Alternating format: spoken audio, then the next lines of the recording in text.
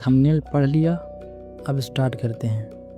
तो हम सभी जानते हैं कि पैसा हमारे जीवन में कितना महत्वपूर्ण है, लेकिन इसके बारे में कई ऐसी बातें हैं जो हमें कोई नहीं सिखाता। पैसा कमाने, संभालने और बढ़ाने के तरीके से लेकर पैसों की मानसिकता तक कई बातें अनकही रह जाती हैं। आज हम इन्हीं पहलुओं पर बात करेंगे ताकि आप पैसे को न केवल समझें बल्कि इसका सही उपयोग भी कर सकें। पैसा सिर्फ एक साधन है, लेकिन ये खुशियों की गारंटी नहीं देता। लोग अक्सर पैसा कमाने के चक्कर में अपने रिश्ते, सेहत और मानसिक शांति को भूल जाते हैं। उदाहरण के लिए, राम दिन भर मेहनत करता है ताकि उसके पास अधिक पैसा हो, लेकिन ज़्यादा काम करने से उसकी सेहत बिगड़ गई और परिवार के साथ उसका समय खत्म हो गया। इस उदाहरण में सीख ये मिलती है कि पैसा ज़रूरी है, लेकिन इसे अपनी प्राथमिकताओं पर हावी ना होने दें। पैसा बढ़ाने की सोच रखें, सिर्फ बचाने की नहीं। हम बचपन से ही सुनते हैं पैसे बचाओ, लेकिन पैसा बढ़ाने की शिक्षा बहुत कम मिलती है। अगर आप सिर्फ बचाते रहेंगे तो पैसा धीरे धीरे अपनी कीमत खो देगा। उदाहरण के लिए, रोहित ने 10 लाख रुपए बैंक में रखा, फिर 10 साल बाद उसे सिर्फ थोड़ा सा ब्याज मिला। वहीं अनिल ने 10 लाख रुपए को स्टॉक मार्केट और रियल एस्टेट में निवेश किया और 10 साल बाद उसका पैसा 30 लाख हो गया। इससे ये पता चलता है कि आपका पैसा तभी बढ़ेगा जब आप इसे काम पर लगाएंगे। पैसों का सही इस्तेमाल करना सीखें। पैसे को सही खर्च करना एक कला है। हमें सिखाया जाता है कि पैसा सेविंग्स और ज़रूरतों पर खर्च करना चाहिए, लेकिन ये नहीं सिखाया जाता कि इसे अनुभवों पर भी खर्च करें। उदाहरण के लिए, रवि ने अपना पैसा महंगी गाड़ियों और ब्रांडेड चीज़ों पर खर्च किया। एक समय ऐसा आया जब वो चीज़ें पुरानी हो गईं और खुशी भी खत्म हो गई। वहीं दूसरी तरफ शेखर ने अपना पैसा ट्रैवल, नए स्किल्स सीखने और परिवार के साथ समय बिताने में लगाया। ये अनुभव उसकी यादों में हमेशा रहेंगे। इसलिए चीज़ों पर कम और अनुभवों पर ज़्यादा खर्च करें। अच्छे कर्ज और बुरे कर्ज में अंतर। दोस्तों, कर्ज लेना बुरी बात नहीं है, लेकिन ये जानना ज़रूरी है कि कर्ज किस चीज़ के लिए लिया जा रहा है। तो अच्छा कर्ज वो होता है जो आपकी आमदनी बढ़ाए, जैसे बिजनेस लोन, एजुकेशन लोन, और बुरा कर्ज वो होता है जो सिर्फ आपकी चाहतों को पूरा करे, जैसे क्रेडिट कार्ड का फालतू खर्च। दोस्तों, एक सवाल और है जिसका जवाब जानना हमारे लिए बहुत आवश्यक है।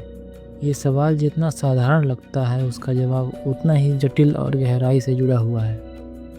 इसका उत्तर हाँ और ना दोनों हो सकता है, क्योंकि ये इस बात पर निर्भर करता है कि खुशी को कैसे परिभाषित किया जाता है और पैसा किस तरह उपयोग किया जाता है।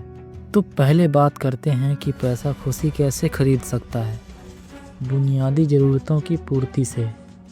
जब पैसा आपकी बुनियादी ज़रूरतें पूरी करता है, जैसे भोजन, घर, कपड़े, स्वास्थ्य और शिक्षा, तो ये खुशी का कारण बनता है। उदाहरण के लिए, एक व्यक्ति जिसे खाने के लिए पर्याप्त भोजन नहीं मिलता, उसके लिए पैसा खुशी का माध्यम बन सकता है। दूसरों की मदद करने की क्षमता। जब आप पैसे का उपयोग किसी की मदद के लिए करते हैं तो यह आपको गहरी संतुष्टि देता है। अब बात करते हैं कि पैसा खुशी क्यों नहीं खरीद सकता। आंतरिक खुशी का अभाव। पैसा बाहरी सुविधाएं दे सकता है, लेकिन यह आंतरिक शांति और संतोष नहीं दे सकता। उदाहरण के लिए, करोड़ों की संपत्ति वाले लोग भी अक्सर मानसिक तनाव और अवसाद का शिकार होते हैं। रिश्तों की अहमियत। खुशहाल रिश्ते पैसों से नहीं खरीदे जा सकते। प्यार, विश्वास और सम्मान के लिए पैसा कोई मायने नहीं रखता। उदाहरण के लिए, एक अमीर व्यक्ति जिसके पास दोस्त या परिवार ना हो, वह अकेला और दुखी महसूस करता है। लालच और असंतोष। पैसा खुशी ला सकता है, लेकिन अगर लालच बढ़ जाए तो यह असंतोष और चिंता का कारण बन सकता है। उदाहरण के लिए, जो लोग अधिक से अधिक कमाने की दौड़ में लगे रहते हैं, वो जीवन की छोटी छोटी खुशियों को नज़रअंदाज कर देते हैं। दोस्तों, पैसा अक्सर लोगों को दूसरों से तुलना करने के लिए प्रेरित करता है, जो दुख का कारण बनता है। उदाहरण के लिए, उसके पास बड़ी कार है, मेरे पास क्यों नहीं। इस सोच से खुशी दूर हो जाती है। लोग बचत से ज़्यादा खर्च क्यों करते हैं? ये सवाल भी बहुत अहम है। तात्कालिक संतुष्टि। लोग वर्तमान में खुश रहना चाहते हैं और भविष्य की चिंता नहीं करते। वो सोचते हैं अभी जी लो, कल कौन देखेगा।